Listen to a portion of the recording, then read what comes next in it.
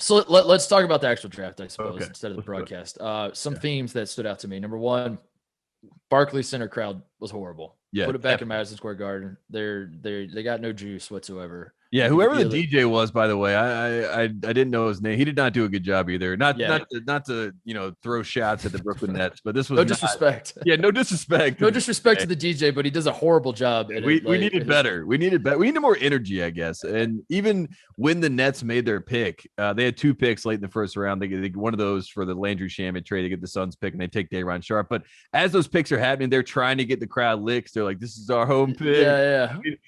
And like it was very funny because like there was like basically hype beast fans that are getting excited for the Nets, and then there's poor Spike Lee down there, the other representative of New York, who came to the draft trying to get excited, and every single pick the Knicks are like, "Yeah, we're trading that guy." It's like Spike Lee's like fist pounding, and then like 10 seconds later, Adam Silver's like, "And the Knicks are going to trade." Can we Johnson. can we talk about that? Because I wrote that down as something I wanted, a big picture theme I wanted to talk about was all the trades going on and how annoying it is. I think I saw KOC earlier today said something about this, was flying this flag about like how ridiculous it is that the NBA does not finalize these trades before they happen, and how confusing it becomes as a viewer.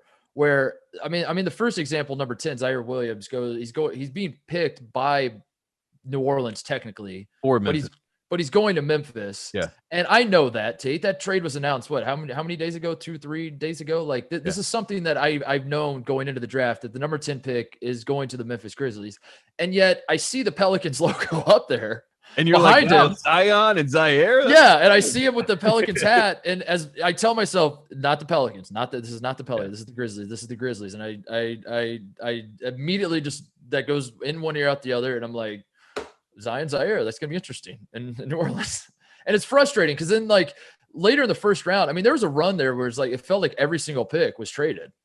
Yeah. It was like from basically after the lottery, it was like every single pick that came up, it felt like it was traded, and I couldn't make sense of anything. It was impossible to make sense of who was where and what. At one point, Kendrick, when Day'Ron Sharp got drafted, he was technically drafted by the Suns. Kendrick Perkins' entire analysis. I would love him on the Suns, by the way. I wish he was going to the Suns. Well, so would Kendrick Perkins, because his entire analysis was how much this will help, because we saw the Suns needed more big men help. When Ayton would get in foul trouble in the finals, they didn't really have anybody to turn to. Maybe Day'Ron Sharp could fill that piece. I'm excited to see what Monty Williams can do with him. And then Reese Davis was like, yeah, okay. So anyway, the Nets with the Where's great Mike pick there. Bring him back. I think the perfect example of why it's a problem was the 22nd pick, which is, a part of the Russell Westbrook trade. So the Lakers have this pick, but they just traded it to the Wizards. And then when they make the pick for Isaiah Jackson out of Kentucky, and Isaiah Jackson is going up there, they give you the little cryon that says, he played with LaMelo Ball, for 5 games at Spire Academy. And then Adam Silver literally goes up and to the podium and says, this is going via the Wizards to the Pacers. And then he just starts laughing. Like he smiles for a second because he's like, that's the stupidest thing I have ever said, that the Lakers have made a selection on behalf of the Wizards, who are now trading that selection to the Pacers. And so why do they do this? Because the free agency window hasn't opened yet. And when it does, that's when all the trades become final. That's the idea. Yes. And I think I will say this is my David Stern dark web belief, is that it is a dark web way of having loyalty from other fan bases, because Kobe Bryant gets Charlotte Hornets carryover. You know what I mean? Because there are kids that just have seen Kobe on his draft day pictures wear Hornet stuff, and they're like, "Dang, that's swag. I like the Hornets now." You know what I mean? And even whenever I think about this, I think of Antoine Jameson and Vince Carter. With the hats, and it's like, but you have the picture where Antoine has the Raptors and Vince has the Warriors, and I think it's a brand play at the end of the day for the NBA to have more guys attached to more teams so they have more fans.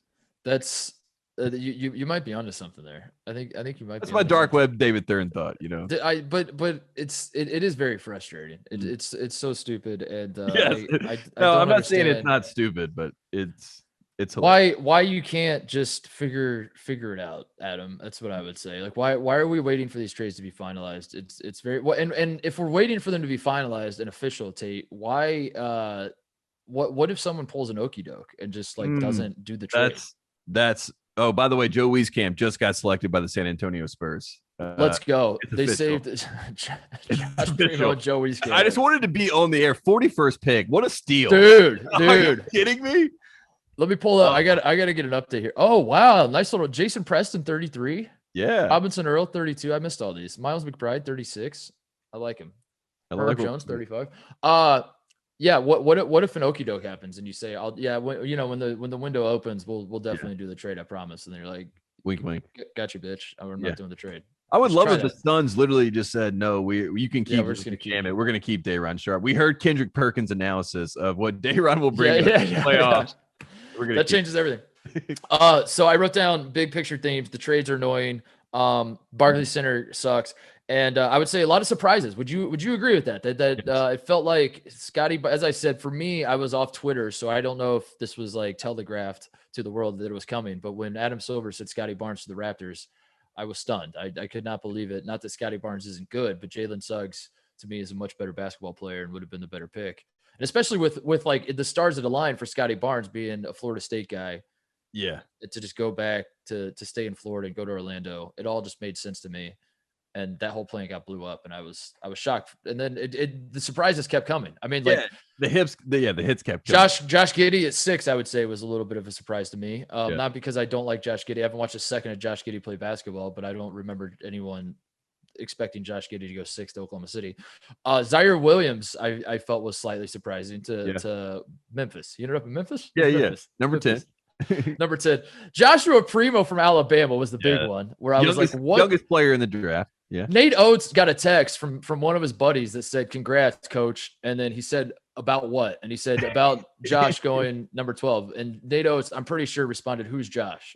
I don't think Nate Oates. I mean, seriously. And then the big surprise, the Charlotte Hornets and the Indiana Pacers both passed on Corey Kispert. So, that was the biggest shocker. The lottery was full of a ton of surprises. It turns out both teams wanted Franz Wagner. They were upset he was off the board. Were you as surprised with some of those as I was? Yeah. When I saw Scotty Barnes go, I immediately thought to myself, because I think Toronto is the first actual team making a pick in the draft. And I mean that when they made the selection, it was in reference to the team that they have. So if you take Jalen Suggs, right, there is a domino effect that then gets back to your locker room. Fred VanVleet's looking around. He's like, yeah. And I just had to supplant Kyle Lowry. And now you bring in another future guard who's going to try to supplant me. You get like an Aaron Rodgers type situation there. Mm-hmm. So when they drafted Scotty Barnes, I was thinking that. I was like, that makes sense. But then also it makes sense for a Ben Simmons trade. You know, that is the team to me that always kind of tickles my fancy for both parties, right? Because Masai and Morey, I feel like they're in the same like class of GMs in the NBA where they're very presidents. They're very well known, right? They make these moves that are supposed to be very tactical. So they're not going to try to fleece one another. They're kind of like it's a mutual respect. And then Ben for Scotty Barnes, you get that wing defender. Maybe you get Lowry in there too. So you get like a point guard and a wing defender. That makes one Ben Simmons. And then the Raptors get Ben. Ben can thrive in Toronto. It's kind of a, international, culture is in Toronto. So that was what I immediately thought. I was like, oh, we're getting a Ben Simmons trade tonight. And I'm not saying it's not over with, but that was the red flag for me with the Raptors. And then when we got to 7, when we got to the Warriors, I thought this was also, we know we have a team, so we're making a pick for someone to help this team. And that was Kuminga. I love Kuminga. I love what the Warriors did. You're a big G League Ignite fan. I do know that about you. So. Yeah, I did watch all their games. So you might be biased, honestly. Like I know you love Kuminga, but that might just be your G League. I just love the fit with the Warriors. Like there were 3 teams to me that won the draft, and I'll go through them. The Magic won the draft, in my opinion, because Jalen Suggs is if he's not the number 1 pick, he's a top 3 pick in my opinion. But you get him at 5, that's amazing. You get Franz Wagner, who played at age 16. In the Urban League, I mean, and also plays college basketball. So he's done both sides of the equation. I love that. That's true. Yeah, say that again. He was a professional before he got to Michigan and was still eligible to play at Michigan. Yes, he got money to play in Germany, and then he went to go play at Michigan, and that was fine by everybody. Yes, for money. And so those 2 picks, I was all in about. The Warriors, like I said. I really like what they did. I think Moses Moody is very underrated. I thought he was going to be a top 10 pick. I was a little shocked that he fell, a proven scorer. And, I love anyone named Moses, including your dog. And, of course, Moses Malone. Fo. Yeah, love you, Moses. And then the other team is maybe a bit biased, but to get Book Night at 11, 10 years after you drafted Kemba Walker, and I think Book Night has a lot of upside, a lot of athletic versatility. And then to still get the guy we all wanted. We all wanted Kai to come home. I know he's not from Charlotte, but we wanted him to come home to play for the Charlotte Hornets, to be in screen role with LaMelo Ball. So those are the three teams that really stood out to me on draft night. I think they all made great picks given where they were. I think that funny enough, the Warriors ended up drafting the players that I thought the Magic were going to take. And then the Magic just kind of had the best night possible. I cannot believe that the Magic got two players that I think can actually contribute. I feel a little bit bad for Cole Anthony, but I saw Jalen Suggs say he and Cole were already texting. Good move by Cole Anthony. He's like, I got to make friends with the guy that's coming in. I don't think it matters anymore, though. Like, it must not. It must not. It doesn't. I don't think it matters. I think you're right. I think that's the way the NBA works now. It's just like you can have 5 point guards if they're all good and they can guard, and if you can figure out a way to, if one of them is 6'9", like if one of them, what I'm saying. Yeah, no, I do. But if as long as you don't have defensive liabilities, if like they work well together, just throw 5 guys out there that want the ball. I don't know. Like who the hell knows? Yeah. Like, who the hell knows is my point. Well, I'm just going to say this. Kuminga and Moody, I think, can both play and contribute on the Warriors, or they can be assets to be traded. The Magic have 2 guys that can contribute immediately, and same with the Hornets. I mean, the Hornets, we got a lot better, Titus, so I'm very excited about that. Well, congratulations to you. The Oklahoma City Josh Giddey. I'm excited to see what Josh Giddey can do. I should probably look this guy up. I wouldn't even watch the Thunder, to be honest with you. Yeah. Like, unless you just want, I mean, I guess if you're like a processor, you want to watch them, and it's fun. And like, you can watch Tony Bradley and some of these guys that you forgot about. Moses Wright from UCLA kind of got, reinvigorated in OKC, but their whole draft is just kind of like, we're basically stashing these guys. That's how it feels. When OKC makes a pick, it's like, I don't care. And now they have 17 first-round picks. Did you know this? From 2022 to 2027, they have 7. Why is it? Here's an idea. Why don't you just like take OKC out of the NBA for a few years and make them play the G League Ignite and the overtime league / team just over and over? Just dominate the G League. Yeah. They just play the best super team in the G League. G League. I think G League Ignite. So G League Ignite has 2 top 7 guys, right? Yep. Kuminga was 7, and Jalen Green is 2nd.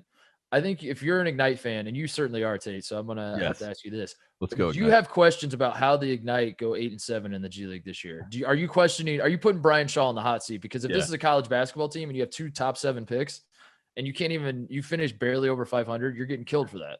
One, I'm glad we're over 500. You know what I mean? I think that's a win. When you really look at how they were set up and designed to play. I mean, shout out to Jared Jack for trying to make that work. I think the most fascinating part of this draft, when we talk about our college basketball bias, of course, I have my Ignite bias, so I'll try to throw that out of the way. But I think Jalen Green, at least from what I've heard from GMs, Jalen Green believed he was the number 1 pick. And not only did he believe that, there were ultimately other top guys that when they were asked who the number 1 pick was, they said it was Jalen Green. So the fact that Troy Weaver had this information, had other players say Jalen Green should be the number 1 pick, and he still went with Cade Cunningham, that was a major W for college basketball. Because I think so too. That basically says, like, it doesn't matter that we have a formula here. Cade is the number 1 pick by all these things that we have to check. And he also does believe he's the number 1 pick. So boom, we can do it. I am. It dawned on me as I saw Jalen Green walk up onto the stage as he was drafted 2nd. Number 1, he looks like my barber / Kyle's barber. It's the same guy. The guy that Kyle hooked me up with that like butchered my hair the last time I went to him. Nice guy, fun environment to get a haircut. Did not give me the haircut I wanted when I asked him. That's always the best. That was like when you go into like a Super Clips or whatever. You're just like, I hope this works out. You're like, Godspeed. I have no say on this. So he looks like him, but Jalen Green, maybe it's for that reason, but I as he was walking on the stage, I was like, I just said to myself, no, I could do without. And I thought, I didn't watch any of this guy in the G League, right? He's basically said if he went to college, he is igniting that. Maybe that's why it's called G League Ignite. He is igniting the war on college basketball. That is he's a part of it. He's part of it, right? So I thought to myself, he's now going to the Rockets, who are the worst team in the NBA this year. What if I just simply do not watch Jalen Green play basketball his entire career? I'm not going to boycott it, Tate, but I'm curious how long I can go. I'm not going to like go out of my way. I'm going to continue to watch, like, I'm going to throw NBA games on. If it's something that interests me, I'll watch it. And I wonder how long until I'm like forced to watch a Jalen Green game because he's so good, or because the Rockets are finally winning or something like that. You know what I mean? Yeah. I would love to like not watch the game. Like he retires and he's like a 3-time All-Star ish, but he's never really like that good. And I'm just like, I literally never watched a second of this guy play basketball. I'm going to try it. It's an experiment. I'm going to see if it works. I'm a little bit worried that we get in a 28. We brought up 2018. I'm worried that we get in that position again where Cade goes to Detroit. And let's just be quite honest about it. Like, Cade is not going to be the leading scorer of the Pistons. Like, that's Jeremy Grant. Cade is going to be more of a facilitator, role player, kind of like Ayton was, as he already has guys that are there that are already all-stars. But then the number 2 and the number 3 guys, Mobley, I laugh at the Bill Russell comparison, but I really like Mobley. And I think, I do too. Mobley's in Cleveland and he's balling out, and we're all kind of like, man, Evan Mobley's in a really good spot. And then Jalen Green, if he went to college, would have been the number 1 pick. I will say that. I think if Jalen Green had gone to college, you're such an Ignite guy. Who's paying you? What is going on I'm here? A college basketball guy because show me the receipts. Who's paying? Who are you on the payroll for the Ignite? What's going on here? I'm telling you right now, Jared Jack. First off, thank you for that Venmo. I really appreciate it. But if Jalen Green had gone to even like Memphis, I think he was originally going to Memphis, he would have been the number 1 pick, and Penny would have been there. And I really think that was the reason he wasn't the number 1 pick, because we have these kind of, practices in place, and we want to reward certain decisions. And this is still an NBA that has, traditional beliefs at some level. So they wanted to reward the college. Well, how about this? I know nothing, again, and I can't reiterate enough. I know very little about Jalen Green. So I'm not saying he's a bad guy, but I think a lot that goes into having a steadfast belief in Cade Cunningham is that he's a high character guy. That he as a reminder, folks, never forget this, that Oklahoma State was facing sanctions. Tate. They were at the time that Cade Cunningham like arrives on campus.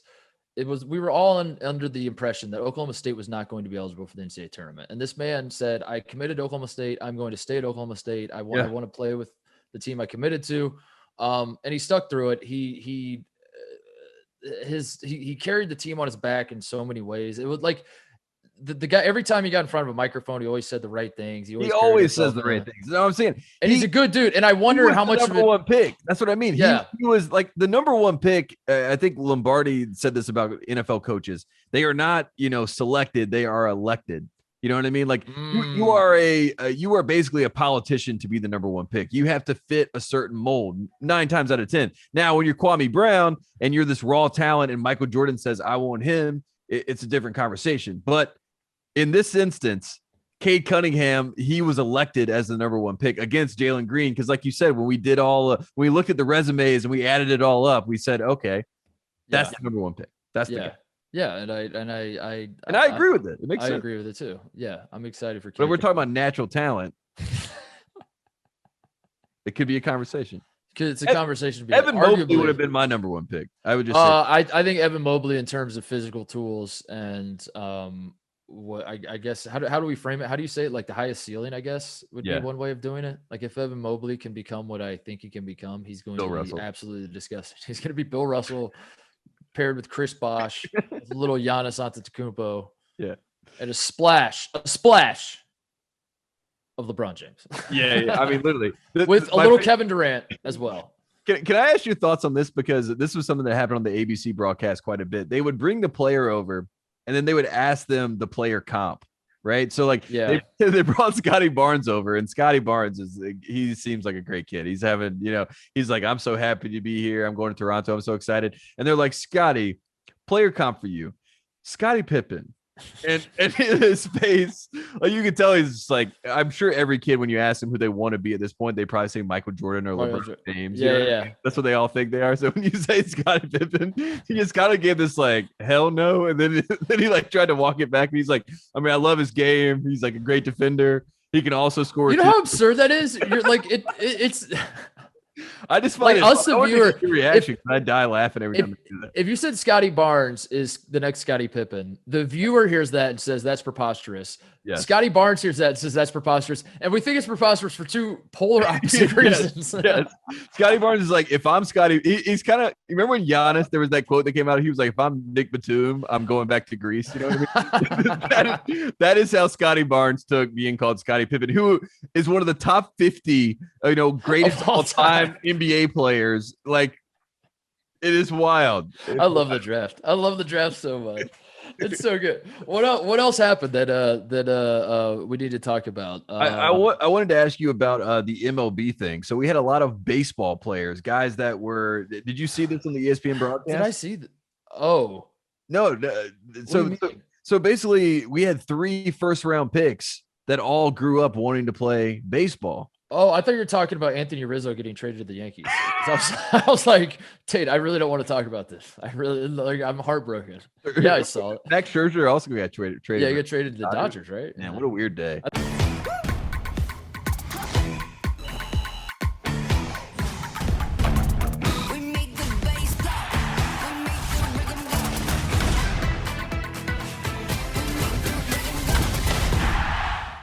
Hey there, thanks for watching Titus and Tate. For the full friend of the program experience, subscribe right below and come join us for all things college basketball. The action is heating up. Come join Titus and Tate.